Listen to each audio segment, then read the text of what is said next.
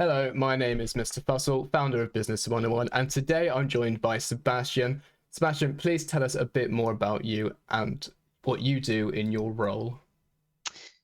Thanks. So my name's Sebastian. I'm head of marketing and I work for a company called Zest Car Rental, which is a car hire broker.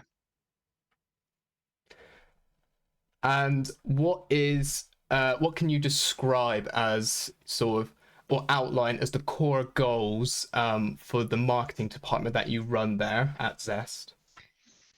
So I see my role is to bring in new customers, really. So the company's been going for coming up to 24 years. It's got a fantastic product and service. The team as a whole, the company as a whole does a fantastic job. And I kind of see my job is to accelerate that. They do such a Mm. great job of keeping customers and bringing them back with the service. My job is to just introduce it to more people. So I see that as the first and foremost part of my job, bring new customers in. And then it's, about managing the budget effectively to get new customers. It's also about, making sure that we're staying profitable. It's about making sure that the brand reputation stays as pristine as it has. When I came and inherited the position, the business was in a fantastic position, and I want to make sure when I leave it, it's still in that place. Or better, I hope. Yes, exactly. Yeah, amazing. So you described a lot of things there that you do, as in sort of bringing people in, managing budgets, all those other things you mentioned there as well. I imagine there's a lot of sort of challenges that you faced along the way as well when attempting to achieve those goals. What would you describe as some common challenges that you sort of face day to day? Yeah, absolutely. So, what's quite interesting with my role now is I actually find the challenges just come from the industry.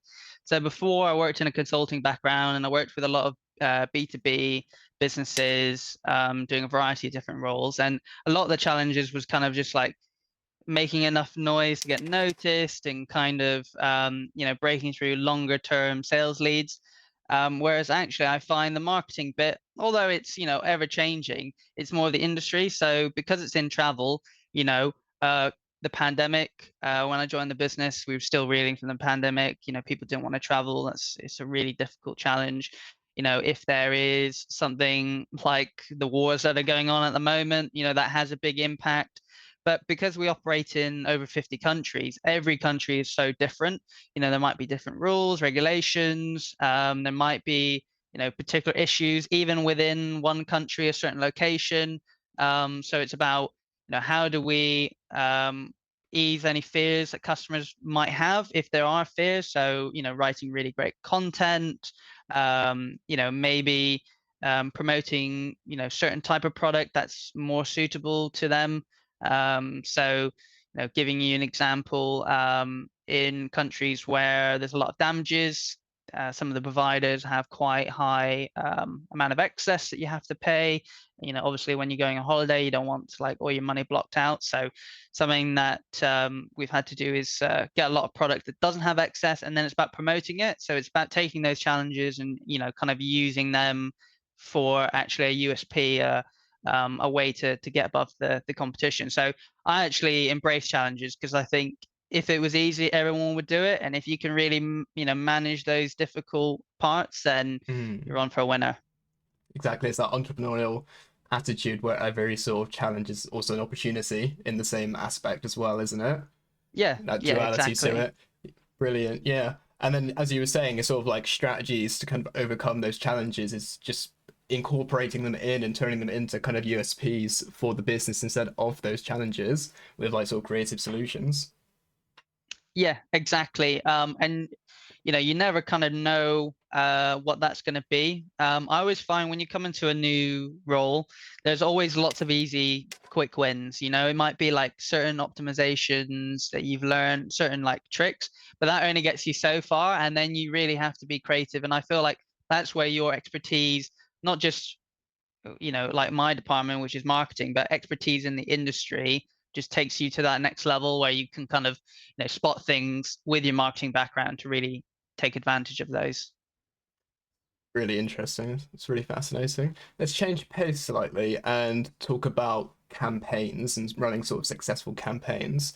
So, as the head of a marketing department, can you describe the type of marketing campaign that you typically see success in modern marketing, and like what elements of those campaigns would you say contribute to that success?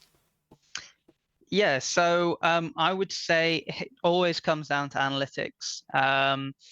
I found something that's frustrated me with previous places I worked, and when I worked for um, you know companies that already have like a strict marketing plan, and they kind of go, oh, we got this big idea and it's going to be great and everything, and I'm like, oh, that sounds great, and then I'm like, so what's the return on investment? They're like, oh, it's a good return on investment, and but then I'm like, can you show me the numbers? And they never can really get down to it. And I just think, well, how do you know something's actually working, something successful without the numbers? So I always start there.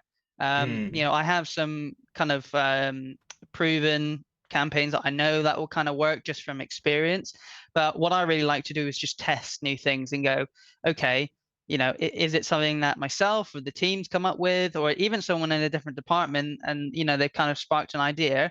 Let's give it a go. Maybe let's try a little bit of spend behind it.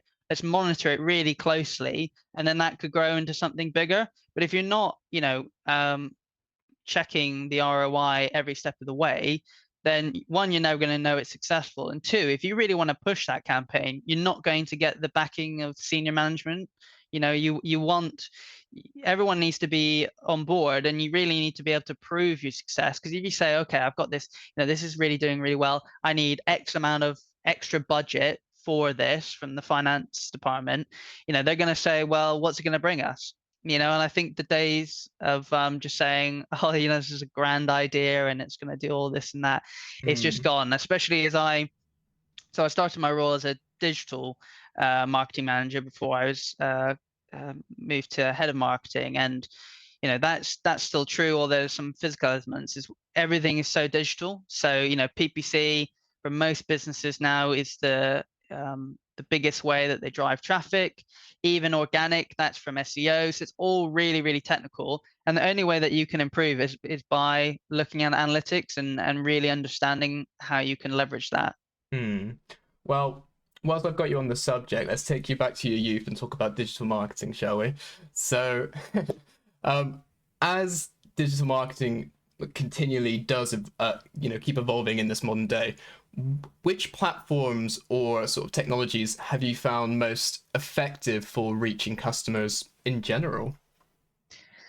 So, I mean, the biggest one is search. I've always found that. I mean, probably because my kind of expertise has lied within PPC, so pay per Hmm. click, Google Ads, Microsoft Advertising. That has always been the biggest. And then obviously social media is huge. That's changed quite a bit since I started. Everything was kind of like on Facebook. That's where everyone was spending the money, and there was a really great opportunity to get organic growth. And I've seen that kind of move across different social media platforms as they've come, and now see that there's a few platforms that people are spending their money and time on, and they're the platforms that are giving you organic reach. So like TikTok, for example, I think one of the reasons why that's been so successful is if you just open TikTok and you download it, you're just seeing, you're seeing stuff that's really popular, but you could just see like a video that's someone's just posted. So, if you're the person creating the content, there's a real incentive to create content, because you don't need a massive budget. You don't need to come in and be like, I'm going to spend £1 million. You can literally just make a video, and if it's entertaining, potentially you can have 1 million people view that. Whereas something like Facebook now, it's very much you have to pay. So if you could create a video that's very entertaining, but if you've just started your account, it's probably going to get seen by one person, and that's you. Hmm. So it's just, yeah, it's really interesting to just see what platforms are evolving. I think LinkedIn is massive for businesses. I mean, it's always been important, but I just see it's like the best platform now for many businesses. You know, if you're B2B, it's almost certain that you need it. And even B2C, there's lots of elements that you can leverage that, whether it's like supplier relations or recruitment. It's so important. So yeah, so there's lots of changes. I mean, there's lots of changes with like Google Ads, for example. The platforms are completely changed. You know, I'm not. You know, I can't say that. You know, I've been around the industry forever, but even in my 7 years, just seeing how much it's changed and thinking, oh, you know, I'm really up to date with things. And then all of a sudden there's an update, and someone who's just come into the industry, who's learned that, they're actually ahead of me because, you know, that new way of doing things has only just come. So you Hmm. really have to stay with evolution, because like digital marketing is just changing so quickly. And now we have the introduction of AI. It'd be interesting to see, you know, where that goes. Yeah, it's like you're just trying to keep like run alongside AI, throughout your life, and then you just sort of get a stitch, and you're like, yeah, AI, technology kind of just goes on without you, and at a certain Yeah, point, and you, but I mean, it's interesting with AI because it's like, ah, you know, with content and mm, content being created by AI, it's like I've seen lots of people say, "Oh, you know, look how my site has become. You got all these search." But then now what's happening is Google's taking action on that, and if they catch you, they absolutely nuke your site, and mm, it's going to be very hard for you to recover from that. So, I I think AI is going to become a bigger and bigger part of our lives and things like that. But I kind of think is there's always going to be a set of skills, whether how you use AI or how you interact with it, how it works for your business. So I do think jobs will change, but I do think we're still going to have jobs. I think it's still going to be a while before we're mm. completely taken over by AI. Yeah, Hopefully. I think fingers crossed for Hopefully. for people like us, but yeah, no, Maybe just be is it advertised doing a podcast right now, you know. So yeah, no, exactly. Well, that's what we can do after, if it comes to it. Um, but no, I think AI is really useful for like sorting like lots of data and stuff like that. But when it comes to generating like true insights and all that kind of stuff, I think you still need a true person there with a brain and who can put the pieces together really and solve that puzzle and provide an actual insight mm, that's useful to a business, rather than just saying like, oh, 2 plus 2, this is 4, here you go. Like thanks computer, but we kind of need something else here, a bit more creative, bit more human. Um, yeah, exactly. I think sometimes AI is used as a lazy excuse for big companies to offer terrible service, you know, rather mm, than having a call center and doing the hard work. And it is hard work to do good customer service. They just go, oh, well, yeah, look how great we've got this chatbot, and then people just get absolutely infuriated with it. And it's like, you know, humans aren't perfect, but I think everyone would rather speak to a human to try and get it resolved than some pointless, you know, chatbot. You know, it's if you want what the chatbots I feel like they can do, you might as well just have a really good FAQ, like absolutely kill an FAQ, put a search function, make sure you got all really relevant text, really invest in doing that and doing that well. And then that should stop people from coming to a human, as you know, quite a bit. But like, don't try to replace the human element completely with AI. I think even if we got perfect AI, people are still going to miss that human interaction. I just think personally. mm. I think beyond just sort of like utility, it's just like a kind of ethical, moral conflict for some people. Mm, yeah, Like definitely. sometimes even it is just for ease, but like sometimes it is just that kind of mental thing. Like I would rather this just be a person, and I'm not happy that it's not, you know. Yeah, Um, no, exactly. but talking of customers, I'm doing amazing at this. Let's talk about customer engagement techniques. So, in your role, what could you describe as some effective ways to engage customers that you've observed in your industry?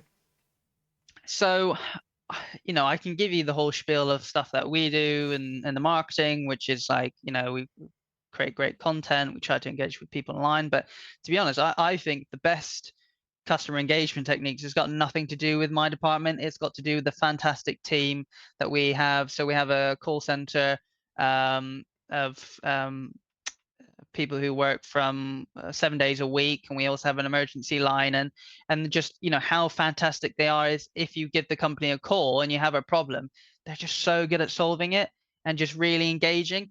And everything that we do with our website and the blogs and everything, we're trying to reduce the need for people to call us. We want to make it as easy and smooth as we possibly can, but sometimes things do go wrong, and sometimes people just want that reassurance. And I think by having some sort of physical touch point, as much as you can have physical, it's so important, especially in my industry, which is travel. You got to think, if you're spending all this money to go abroad, and you might be nervous flyer, you might just be nervous to go in a different country.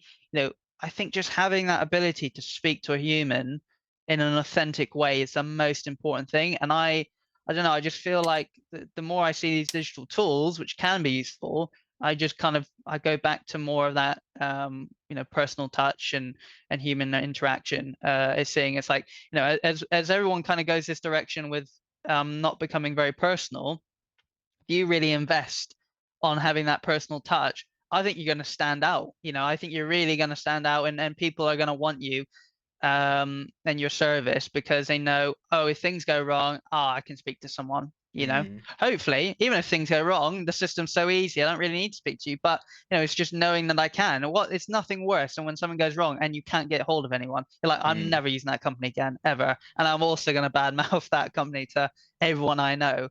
So Yeah, no, exact. I could not have said it better myself.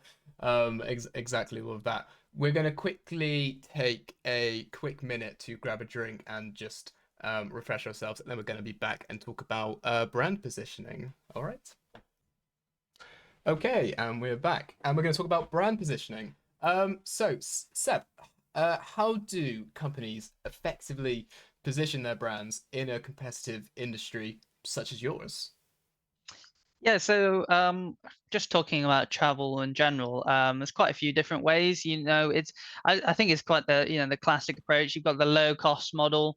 You can see that in airlines, your Ryanairs, your EasyJets, and then you've got your more like premium brands, and then you've got your like luxury, and then like ultra luxury, which might be like BA and like first class, and then you've got like private jets is one step further, and that goes for kind of all aspects in travel. It kind of depends. I think what's been interesting is seeing how many companies there are doing the same thing and positioned the same way. So like Mm. there might be loads of um companies doing, let's say, I don't know, something within a certain type of holiday, and they're going for the low cost model, and they're stacking them high and selling them cheap, sort of thing. Because the industry is so big, it's worldwide. If you even have just a small little slice of that, you can run quite a successful business, which is really interesting, and positive that it's not all just giant corporations, taking it all. So I would say, if you're thinking about, where you want to position your own business, if you're working in in an industry, in a market as big as something like travel, don't worry about it too much. I think if you focus really on whatever your niche is and providing the best product and service, then that's the most important thing. Pricing is always going to change, and there's a bit of a science to that, but getting the product and service right is the most important thing. Mm. And okay, so in speaking of getting the service right, in that regard, you must have to sort of leverage customer feedback quite heavily. So my question is, how crucial is customer feedback in shaping marketing decisions in business in general and in your industry? Yeah, absolutely. I mean, feedback is, I find, it's the the best source of inspiration for some fantastic content.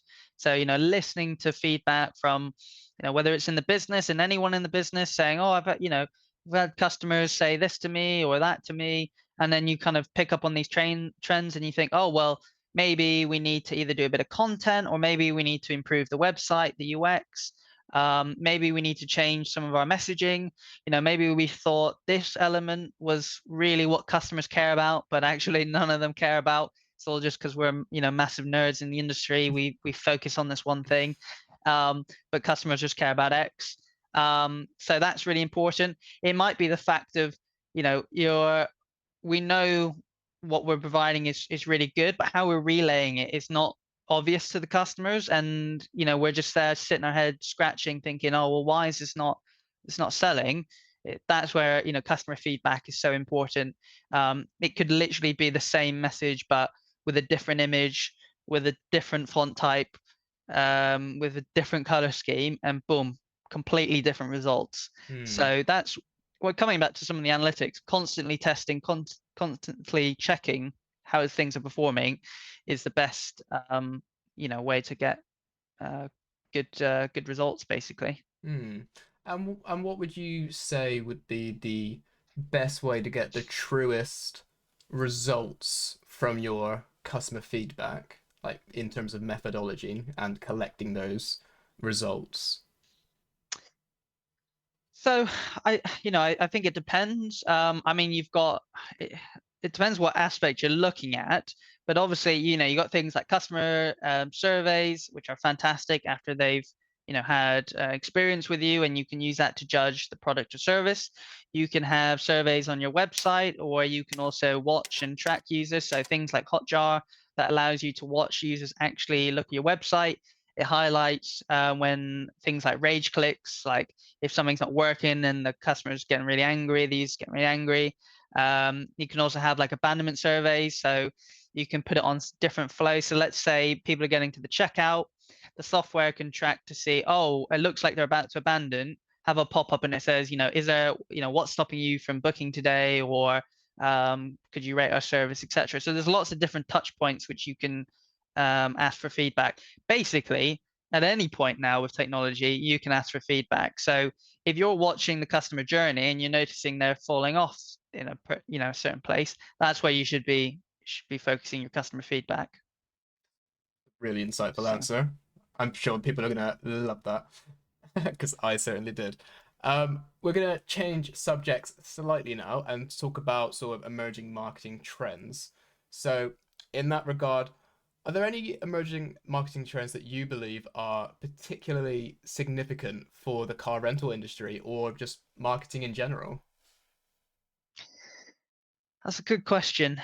Um, I think everything is becoming so complex. Hmm. Um, and I think it's quite easy to get distracted um, by the noise. And I just, yeah, I mean, there's always the latest thing. There's like a million software to do everything. I just Hmm. kind of, not that that's a particular trend. Let's say, there's like a dance going on TikTok or something like that, because I think those trends are all the time, and they come up and they die. But I think just going and finding a couple of really core pillars which you can do effective marketing on for your industry, your business, Hmm. and then expanding out. Because yeah, I just noticed there's always something that's like, oh, here's a new thing to do, and sometimes that's true, but yeah, I just feel like you can get so distracted and you only have so much time in the day. Hmm. Whether you're a small business and your team's smaller, and you don't have as much resources, or even if you're a big corporation and you have lots of resources, but then there's so many people and everyone needs to sign off, and it just, yeah, it just seems like as the world gets more complex, you need to simplify on what you're really good at. Hmm. Yeah, no, sometimes it back and take it back to its core elements, do it really, really well, and that can sometimes get you more effective results than trying every new niche idea that someone's thought up, in their garage. Exactly. um, yeah. Um, but speaking of creativity and thinking up new ideas, in general, let's talk about how you foster that in the office environment in a marketing team. So specifically, my question is, how is a marketing team typically structured? in the industry, and what methods are used to sort of foster creativity and innovation sort of amongst your team members? Yeah, absolutely. So I would say the structure is pretty normal. It's like any industry. You have your different specialties, email marketing, PPC, anything that's like digital marketing. So that's pretty standard. I mean, for myself, I'll say first off, I'm very lucky that I work with some really talented people, some really creative people, and especially on the design side, I'm very technical, and that's where my strengths lie. But sometimes that means there are areas that I'm not as good at. So things like design. So working with a designer and artist and going, wow, you're fantastic. And then it's about harvesting that, because going, well, they've got that real good core skill. It's now about applying that to the brand guideline, making sure that it all fits, making sure that it's on point on a message, but really Mm, letting them take ownership on things. That I'm so big on that, because especially if things are so complicated, I need to be okay being head of marketing that I'm not going to know everything. And like, I want people on my team or in the business, to know more than me at a certain subject. It's just not enough mm, time in the day. So it's about building that in different team members, making sure that they all have a different expertise, all able to like really bring that to the table. And someone can't say, oh, well, no, I've done this for such and such years, I think this is better. When someone's got a real expertise, it's about listening to them and going, okay, well, have you thought about this? Have you thought about that?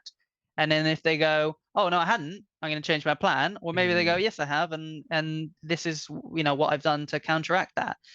That's so important to having a really effective team, and for people to be creative, because you can really easily kill creativity when you say, okay, well, we want you to be really fantastic and then do this design and create this bit of content, but everything that you produce is terrible. And actually, no, what I want is I want this. Because if mm. you just say that, then you might as well just do it yourself. Yeah, I've never understood that.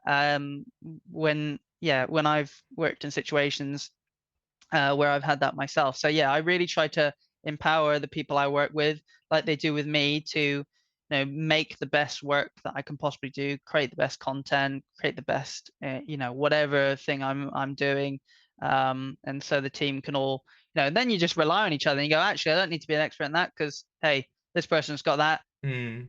I know that they'll need help with that, so that's where I can bring some value, and then everyone kind of has their own ownership of different areas. Yeah, no, exactly. Like sometimes when when you're a team lead, you head of department and you're hiring people, it's like it's almost in your head. It's like I'm not hiring you for me to tell you what to do. I'm hiring you for you to tell me what to do. I Mm. mean, it's like I want your specialism and your creativity and your input. Like that's why I want you and not anyone else. That's why you're on the team. Um, Yes, and that I mean that only works so if you hire the right people. So yes. yeah, and that's you got to get the right people, not just because they've got good skills, but they've got the right attitude. Because if you work with people that you don't have to be best friends with everyone, but you like the person, it just makes everything so much easier. Like if you're just working with genuinely nice people and you all Mm, get on and you respect each other and it's workplace and go, you know what we need to do, we know what we need to deliver, and what we need to do, and then it's just all about working together to achieve that. Whereas yeah, sometimes get people who don't quite work out because they don't gel into that team or the dynamic, and that's okay as well. mm. I think it's cruel if you've got people that aren't working and you just kind of like trying to make it work when it's not going to work. You need the right people and the right team and to make it all fit.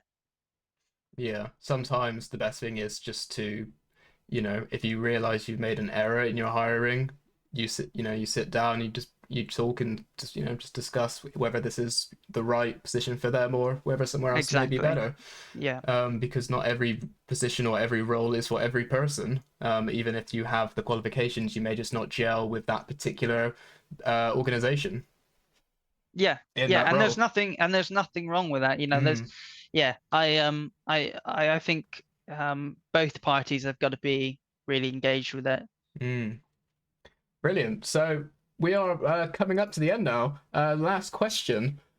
So looking ahead at the future of marketing, what are sort of some general trends you can kind of foresee or hope start sort of coming through in 2025 and beyond? So, okay, so just generally, as a very optimistic look on the world, is I'm hoping we've had a pandemic. Um, you know, I won't go into any of the wars that are going on; they're terrible. But I really try to think positively that we're moving through a period that's been really difficult, and I'm hoping that the whole world is moving to more of a prosperous place. We're definitely Mm, seeing with travel, for example, in the industry I work in, there was a bit of hesitancy of people going back out, but now it's absolutely booming. Next year is going to be even bigger. People are say, life's too short. I really want to see the world. I really want to travel, and I'm hoping that that kind of enthusiasm can be continued in every industry, and we can see some of the positives when things are difficult. So yeah, so that's kind of my hopeful outlook in terms of just like general marketing stuff. I guess I hate to say it because it's such a buzzword, but it's seeing what AI is going to do. of There's course. also a lot of changes in regulations. So Google, there's massive changes with privacy. So like for example, Google Universal, that's been sunset. It's actually going to completely stop working, I think, in about 2 months. Oh wow. Everything's on GA4, which is, completely different. A lot of marketers don't like it because it's restricting, but it's just a different way of working. And there's still ways to get the things that you want, but it's very, very difficult. Now, people just entering the industry, you'll be totally fine. If you've been in the industry and you are in this industry, you're going to need a massive learning curve because things are changing. The way that